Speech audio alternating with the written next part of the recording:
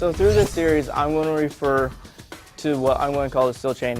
When I say that, it's going to be making from point A to point B, all these different points, a solid chain.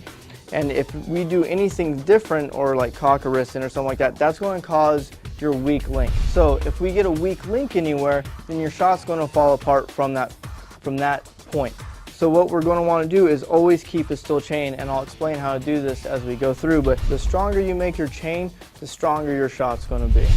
So the first thing I want to talk about is how I place my hand into my grip. Real simple things. First one is I put the inside of my grip right along my lifeline. The reason I do this is because it's an easy, consistent spot to put it. No matter what you do, you can always slide that grip right back into the same position.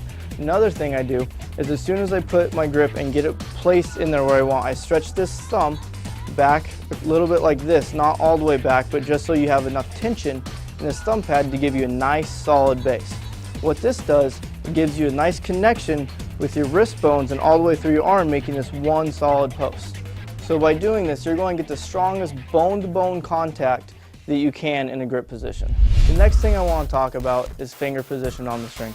This is a very important step. Getting your finger positions right from the start is going to allow you to keep tension out of your forearm and out of your bicep through the whole entire shot. Now I'm going to take my finger tab off because it's easier for me to show you where I want the string to go. First thing is on your top finger, you want the string to sit at full draw right in front of your knuckle. The second one is going to sit right behind your second knuckle, and your third finger is going to sit comfortably on the string. So for me, it lays across my finger pad at an angle like that. So it's going to look something like that at full draw. So another important thing when you have your fingers on a string, now that we have the correct position, is finger pressure. Now, you're going to want to put about 60% of your pressure on your middle finger. And the reason for this is that this finger is in the middle of your hand and runs through the middle of your arm. So this is going to be your strongest link to your string, to your back. Now, you want to put about another 20 to 30% of your pressure on your top finger, and the rest of your pressure is just going to let your bottom finger just stay on the string. Now, the reason we want to do this is putting pressure on the top finger is going to give you that nice, crisp, clean release.